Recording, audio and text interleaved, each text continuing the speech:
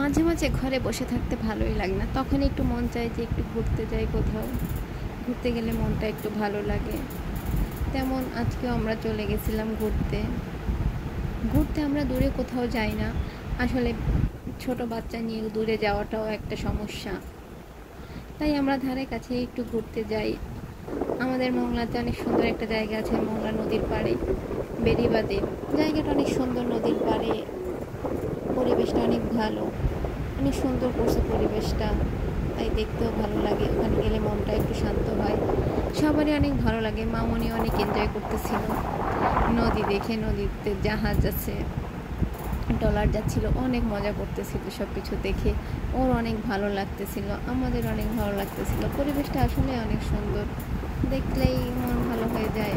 একটু নিরিবিলি পরিবেশে গেলে নিজেদেরও একটু ভালো লাগে। সবসময় বাড়িতে আসলে বসে থাকতে ঠিক ভালো লাগে না, তাই জন্য মাঝে মাঝে একটু বাইরেও যেতে হয় ঘোরাঘুরি করতে। যেহেতু আমরা দূরে যেতে পারি না, তাই কাছাকাছি একটু ঘুরতে যাই। মংলায় গেছিলাম কিছু কেনাকাটা করার জন্য। কেনাকাটা করার পরে ওখানে একটু গেলাম। আসলে পরিবেশটা অনেক সুন্দর, অনেকটা জায়গা নিয়ে পরিবেশটা অনেক সুন্দর করে করছে। এটা আসলে নৌবাহিনী সংরক্ষিত এলাকা, তাই অনেক ভালো লাগে। নদীতে প্রচুর স্পিড বোট ছিল, এখান থেকে আবার গরম জলে যাওয়া যায়। সব মিলাই পরিবেশটা এক কথায় অসাধারণ। এখানে গেলেই মন ভালো হয়ে যায়, তাই মাঝে মাঝে ঘুরতে যাই।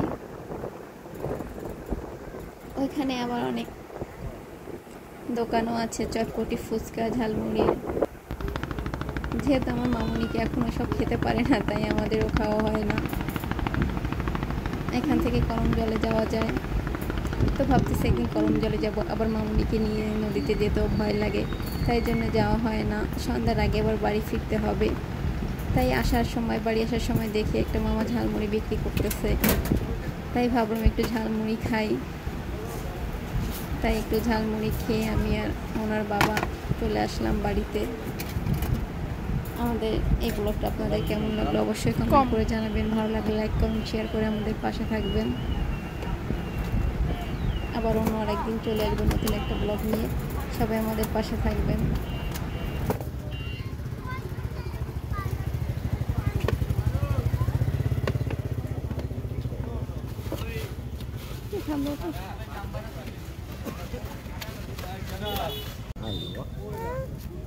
অতিরিক্ত ঝাল, তোমার কিছুই দেওয়া যাবে না এখান থেকে। তুমি একটু জলই খেয়ে শান্ত হও। 왜 저까지